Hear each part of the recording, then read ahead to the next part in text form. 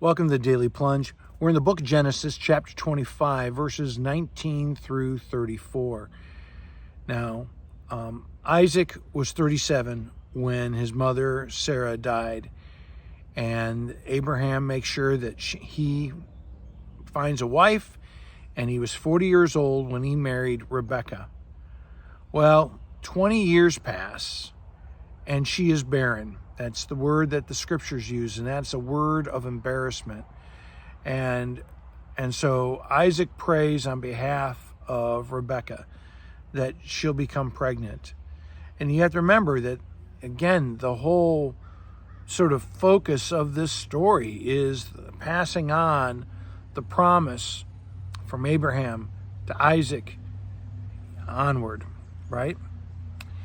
And the Lord answered her the prayer, and Rebekah conceives, and it's the miracle of birth.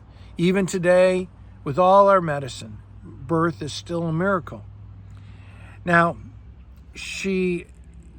Abraham's seed is being passed on through Isaac, through Rebekah. And she has, you have to remember, she has no ultrasound. And her pregnancy is uncomfortable. She doesn't know why. She just knows it's uncomfortable. There's a lot of jostling going on inside her womb. And the Lord answers her. The Lord gives her a prophecy and says, you're having twins. You have two nations in your womb. One will be stronger, and the older one will end up serving the younger one. Well, it comes time for her to give birth, and the first child born is Esau. He is a hairy kid. And we find out that, he will grow up to be a skillful hunter and a man of the field, a man of the great outdoors, right? He's an outdoor kind of guy. And then comes the second kid, and he's the heel snatcher, Jacob. And Jacob's name means conniver or thief. And when he grows up, he's a homebody. He hangs out in the tent all day long with his mom. And now Isaac loved Esau because he's the great outdoorsman. He's a game hunter. He's bringing home, fresh game to eat. But Rebekah, she loves Jacob. He's her, mama's boy. Well, Esau, who is strong and a bit of a brute, but not very smart, comes home one day from the field and he's famished. And Jacob, the sly conniver, has been hanging out, working in the kitchen all day, cooking up a stew. And Esau says, well, give me some of that because, I'm starving. And Jacob, we know that he's always going to be looking for a deal.